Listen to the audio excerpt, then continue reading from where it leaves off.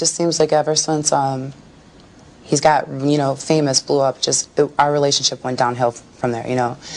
He became arrogant and cocky, and everything that he did for me or the kids, he has to be praised for, And, he's so used to getting so much attention, people praising him for his work, that he expects that when he comes home, and it's not the same. I don't look at him like that, Times Eminem has been sued. Eminem is known for all the controversy that he's been involved in. From the lawsuits and the disses, you won't want to miss a moment in this video. Be sure to like the video and subscribe to King Trending. Number 5. Eminem versus his mother. Yeah, let's start off with a very personal one, okay? But before we dive into the case, it's important to explain Eminem's upbringing as it directly ties into what happened in court. Right now, my mother is I don't know, sometimes when I look back at the things that she did to me, it's crazy. He needs to quit, making attacks on me. I mean, you don't do this to your mom, and it is so hard. When you can't go to the mall for being spit on and being called, you disgusting pig, it's sad. Because people are passing judgment by listening to Marshall's songs. One of the first struggles Eminem had in his young life was one that he truly couldn't control, for his father abandoned him and his mother when he was very young, forcing his mother Deborah to try and support both of them on whatever she could make. Because of this, Deborah had to go from job to job, and she apparently never got to hold on to one for very long, and due to this, the two had to move around a lot, which is a lot of trouble for a young kid to handle. According to Eminem, he moved around so much that he would be at 2 to 4 schools a year, and oftentimes very different ones. This left him being very alone, with no one but his mother that was constantly in his life, and any attempts that he tried to go and meet his father were shut down by the man. Eminem admitted that in every school that he was in, he was an outcast. No one helped him, no one defended him, and it made him a very angry kid, and then a very angry man. He often blamed his mother for what happened to him because she could never make enough to live in a good house and keep him in one place. The anger lingered for quite a while, and that led him to bad-mouthing her in interviews and in the media, which was all that his mother needed to try and sue her son. Not just for a little money. She tried to get about $11 million out of him. The reason was simple. Because of his music and his interviews, Eminem slandered his mother's good name, which she didn't appreciate at all, because in her mind, she may have not been the best mother ever, but she was there for him, unlike his father. She also claims that these attacks made against her were causing her emotional distress, which is hilarious when you think about it, because she only happened to claim that after Eminem was making millions upon millions of dollars. And you know that they weren't exactly on the best of terms before this, and didn't sue him at that point. What's more, she even went so hard to try and sell this emotional distress that she said that his words actually hurt her credit rating. Her credit card score? The one that can only be affected by not paying bills and going over on your card? Yeah, that one. How Eminem talking about her in a negative way got her credit card score down is, well, it's actually impossible. And it's safe to think that if this did happen during this time period, it was really all her fault. So fast forward a bit, and the settlement was reached where Eminem agreed to pay his mother, but not as much as she was hoping to get. According to the deal, he would pay her a measly $25,000. Oh, but it gets even better. The judge of the case rules that $23,000 of that went to her lawyer. And if you do the math, that only means $2,000 was left for her, but actually only $1,600 after other expenses were taken out. So going from wanting $11 million or so to only getting $1,600, talk about low blow. Which she didn't react well because she tried to fire her lawyer to get more money, but the judge called her out on that bullcrap and shut that down quickly. So while it's sad that Eminem and his mother made up eventually, you just have to wonder how much of that is true. Number 4. Eminem versus his ex-wife. If there's one thing that Eminem has learned in his life, is that when it comes to a personal relationship, they can always end badly, painfully. And as noted, he never knew his father despite attempts to meeting him. His mother wasn't exactly parent of the year either, and later on, he would get married to a woman named Kim and have a daughter with her named Haley. It seemed like it was going well until it wasn't. The two got a divorce, and ironically, not long after getting sued by his mother, a mere 5 days after the divorce papers were filed, Kim actually sued Eminem for, yep, you guessed it, $10 million. I don't know what's up with these people, that specific number, 10 million, 11 million, around that, whatever. But what's more though, she also wanted sole custody of their child, which Eminem most definitely wasn't going to let happen. Another irony of the situation is that Eminem was the one who filed for divorce, and yet he tried to be fair with Kim by letting her have half partial custody of their daughter, so that they could both be in her life. And yet Kim wanted full custody just to screw over Eminem. That's pretty mean, don't you think? To be fair, Eminem has done some things that weren't so great, and he rapped about Kim in a song that portrayed her getting killed in a not so nice way, and he also mocked her on stage once via a blow-up doll, and yeah, that's not cool either. But the difference here is that those were singular events that were outlets, and yet he still did her the decency of trying to let their daughter be in her life, and she just didn't care. In this case, both the divorce and the lawsuit went on for quite some time, but eventually a deal was worked out, as Eminem wanted originally, and the two would share joint custody of their daughter Haley. And the judge said that Eminem would pay $1,000 a week in child support to Kim,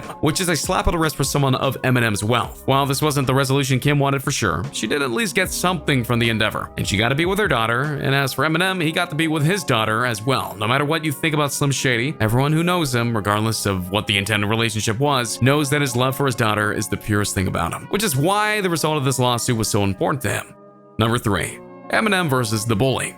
School can be one of the hardest places to exist in, and trust me, and speaking from experience here, and for Eminem, as I noted earlier, school was a living nightmare for him because he was forced to move around a lot as a kid due to his mother's unstable work position. And due to this, he was bullied a lot. I mean a lot. Which again, speaking from experience here, is one of the worst things that can happen to a young child. It fills you with a lot of anger and resentment, which of course Eminem used to his advantage when he started rapping because he put all his anger and resentment into his tracks, such as Brain Damage, where he rapped about how he was bullied as a child and went into detail about one particular bully and the damage that was done to him by this bully. If you see where this is going, good for you. The bully in question was actually not too fond of this track and sued Eminem for $1 million on the basis of defamation and slander and other things. He also noted that while the song lyrics were incredibly graphic and specific, he claimed that they never happened like that. He openly admitted in court that he did indeed bully Eminem, but never to the extent stated in the lyrics, which is actually something that many people have wondered over the years. Can lyrics in a song be used in trial as evidence of something? While the debate is going to rage on for a while, the judge here ruled that while it's true that Eminem exaggerated the events of the bullying, he also noted that due to the extreme exaggeration of the lyrics, no one with a reasonable mind would ever think that this actually happened to Eminem. After all, one of the lyrics noted that he had brains falling out of his skull, which clearly didn't happen to him. Due to these factors, the judge threw the case out, and the bully didn't get a dime. And as some have noted, he likely had to pay his lawyer for at least trying to defend him, which would have cost him even more money. So that's another strike against the bully. Oh, and if you need any more proof that this one was a hilarious case of irony and justice, the judge actually delivered the verdict by rapping. No, really, it was actually pretty good. Mr. Belly complains that his rep is trash, so he's seeking compensation in the form of cash. Belly think he's entitled to some monetary gain,